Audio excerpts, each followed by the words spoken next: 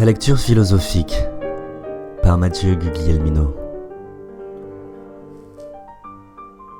Un podcast pour faire vivre le savoir des philosophes dans ce qu'il y a de plus vivant, la parole.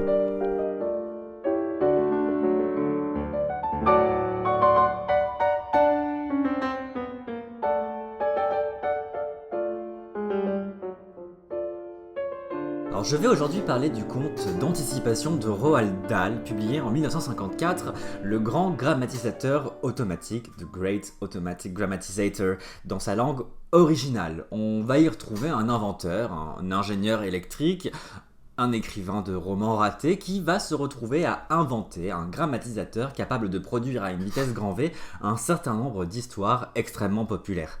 Il commence par des histoires courtes et se dirige ensuite vers des romans qui seront si populaires qu'ils représenteront la moitié de la production littéraire du pays à la fin de la nouvelle.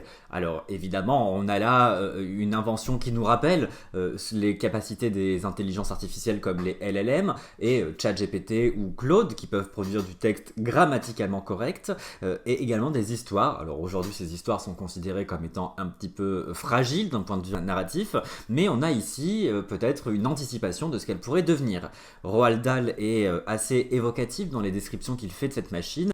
Et donc j'étais assez intéressé aujourd'hui pour analyser le design de l'UX et l'UI d'une telle machine dans l'œuvre littéraire de Roald Dahl. Il n'y avait plus moyen d'arrêter Knipe maintenant. Il se mit immédiatement au travail, et durant les jours suivants, une période de travail intense s'ensuivit. Le salon devint jonché de feuilles de papier, formules et calculs, listes de mots, des milliers et des milliers de mots. Les intrigues des histoires curieusement décomposées et subdivisées, d'énormes extraits du thésaurus de Roger, des pages remplies de prénoms d'hommes et de femmes, des centaines de noms de famille tirés de l'annuaire téléphonique, des dessins complexes de fils et de circuits et de commutateurs et de valves thermioniques, des dessins de machines qui pouvaient perforer des trous de différentes formes dans de petites cartes, et d'une étrange machine à écrire électrique qui pouvait taper 10 000 mots à la minute. Aussi une sorte de panneau de contrôle avec une série de petits boutons poussoirs, chacun portant le nom d'un célèbre magazine américain. Un certain nombre de ces fonctionnalités anticipent le design des intelligences artificielles qu'on peut utiliser aujourd'hui en poussant peut-être le niveau de feedback et de contrôle un peu plus loin. On a un certain nombre de sliders ou de leviers qui permettent de contrôler des caractéristiques comme l'intensité du rythme ou le niveau de passion dans un dashboard analytique qui permet à l'utilisateur, avec un feedback régulier, d'adapter son récit à ses envies. D'ailleurs, voyons tout de suite dans la suite comment une telle machine se manipule. D'abord, en appuyant sur l'un des boutons principaux, l'écrivain prenait sa décision principale. Historique, satirique, philosophique, politique, romantique, érotique, humoristique ou directe. Ensuite, à partir de la deuxième rangée, les boutons de base, il choisissait son thème. Vie militaire, époque des pionniers, guerre civile, guerre mondiale, problème racial, Far West, vie à la campagne, souvenirs d'enfance, vie en mer, fond marin et bien d'autres encore. La troisième rangée de boutons offrait un choix de style littéraire. Classique, fantaisiste, osé, Hemingway, Faulkner, Joyce féminin, etc. La quatrième rangée était pour les personnages. La cinquième pour les mots et ainsi de suite. 10 longues rangées de boutons présélecteurs. Mais ce n'était pas tout.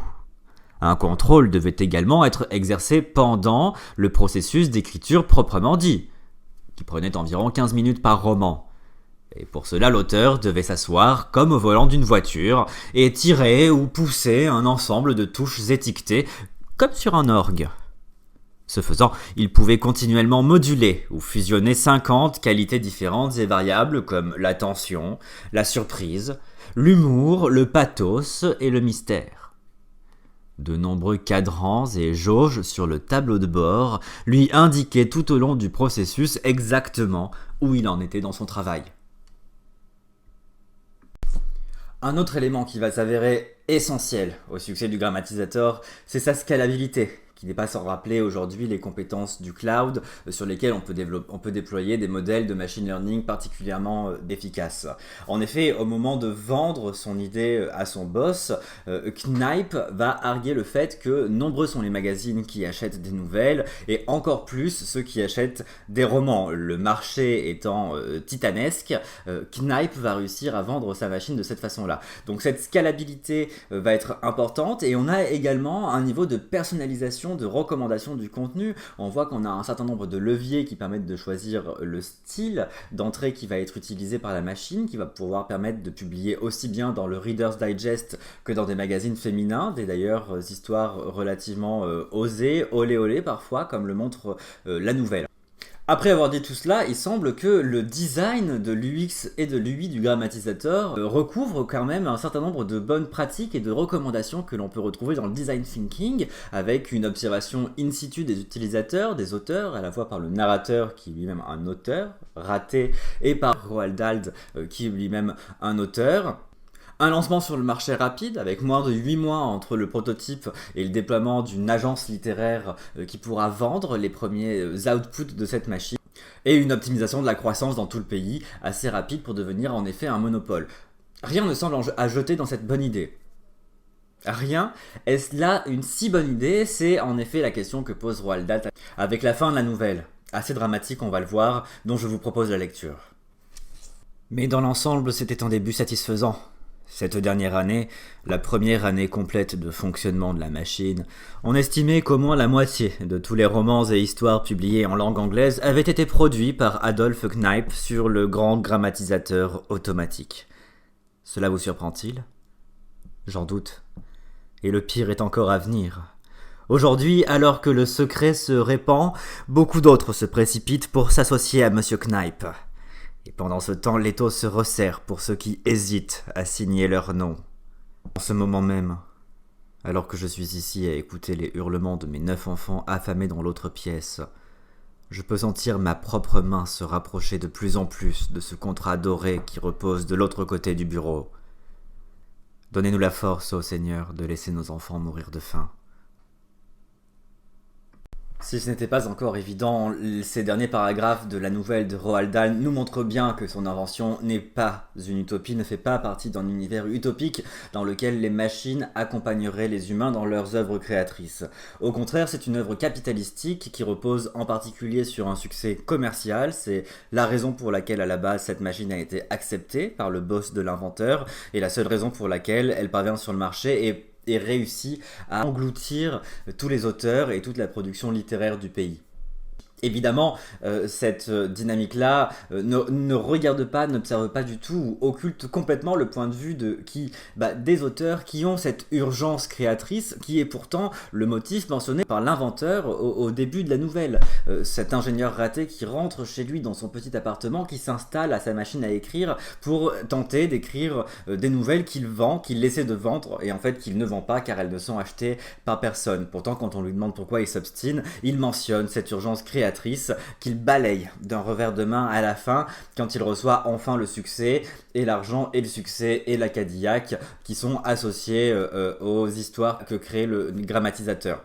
Évidemment, cette vision-là, c'est celle qui est défendue par Roald Dahl, de ne pas oublier les créateurs pour qui cette urgence créatrice est en fait plus importante presque que le fait de nourrir leurs enfants. On en est au point où si on aime la littérature, si on entend presque le cri d'alarme d'un auteur comme Roald Dahl, qui est de dire que laisser la place à la rédaction des histoires par des intelligences artificielles automatiques reviendrait à laisser mourir ceux qui seraient contre-courant, qui continueraient à essayer de produire par eux-mêmes leur voix intérieure au sein d'histoires, au sein de romans. Il y a là une dimension quasiment mystique, la dernière phrase « Donne-nous la force, ô Seigneur, de laisser s'affamer nos enfants » est une phrase très dramatique, Roald Dahl le sait, c'est celle qui conclut la nouvelle, qui souligne bien l'importance de cette dimension mystique et de cette voix intérieure qui peut s'exprimer par la voix des auteurs.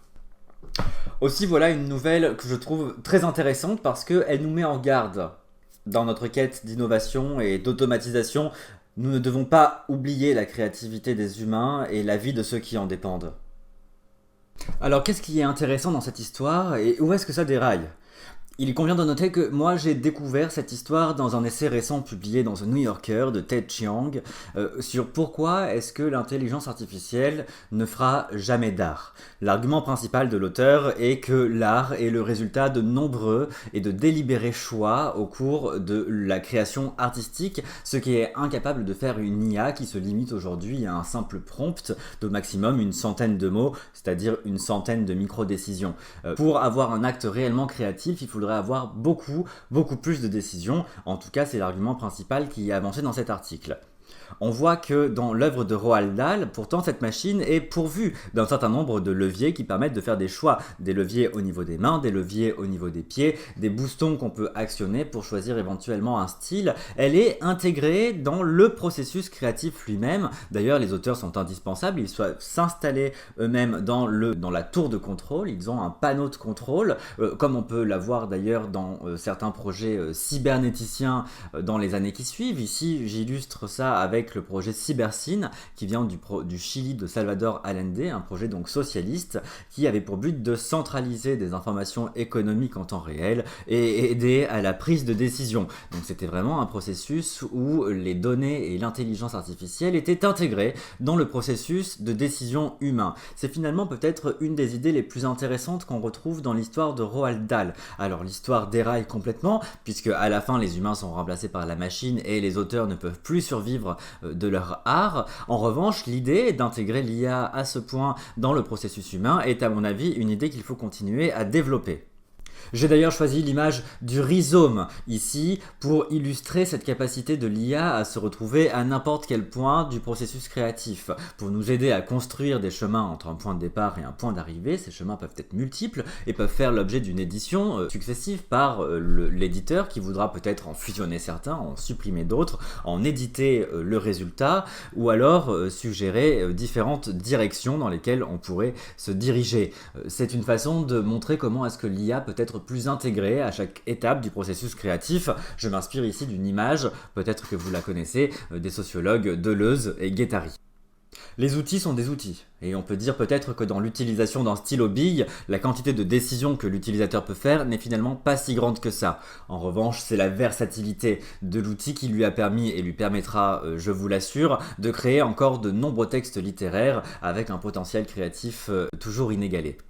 C'est à la façon du stylo-bille que les intelligences artificielles devraient se permettre une versatilité qui permette aux créateurs d'utiliser dans le temps, avec effort, avec l'exigence que demande la création, ces outils et ne pas considérer qu'un simple prompt de parfois une centaine de mots seulement suffira à créer une œuvre pertinente et une œuvre qui pourra être qualifiée d'œuvre créative.